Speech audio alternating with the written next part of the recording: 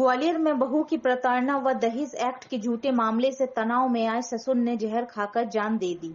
घटना का पता चलते ही पुलिस पहुंची और शव को निगरानी में लेकर पोस्टमार्टम कराया है। परिजन शव लेकर मुराद शहीद गेट पर बैठ गए और सड़क पर लाश रखकर जाम लगा दिया। कुछ ही देर में ट्रैफिक जाम हो गया। पुलिस मौके पर पहुंची है। रात 12 बजे तक जाम जारी था। मृतक के परिजन बहू और उसके भाइयों को गिरफ्तार करने की मांग कर रहे हैं। पुलिस ने बहू सहित 5 लोगों पर खुदकुशी के लिए विवश करने का मामला दर्ज कर लिया है। दरअसल उपनगर मुरार के रहने वाले सुरेश सिंह राणा ने जहर खाकर जान दे दी है। घटना का पता लगा तो परिजन आग बबूला हो गए। उनका कहना था कि बहू लगातार प्रताड़ित कर रही थी, दहेज एक्ट के झूठे मामले में फंसा रखा है, जिससे सुरेश सिंह काफी परेशान था। यही वजह से उसने खुदकुशी जैसा कदम उठा लिया। पुलिस ने मौके पर पहुंचकर जांच पड़ताल शुरू की, साथ ही शव का पोस्टमार्टम कराकर परिजन के सुपुर्द कर दिया।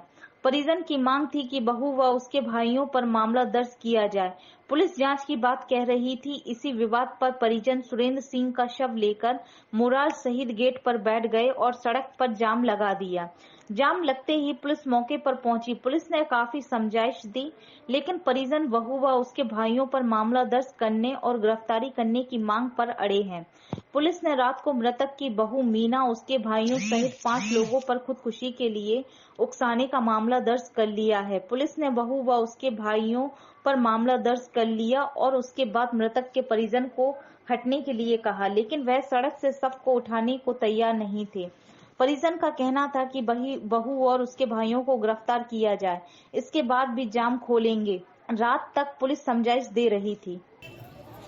शहीद गेट पर जो कल एक डेड बॉडी रखी थी, इसमें घटना यह है कि जो एक लड़की का जो पति है विजय राणा, उसके द्वारा थाना मुरार में रिपोर्ट लिखाई गई है। उसके द्वारा ये बताया गया कि उसकी शादी हुई थी उसकी पत्नी से, और पत्नी से शादी होने के बाद 3 साल पहले उसकी पत्नी ने उसके माता पिता के खिलाफ घरेलू हिंसा का और मेरे खिलाफ घरेलू हिंसा का केस रजिस्टर करा दिया था।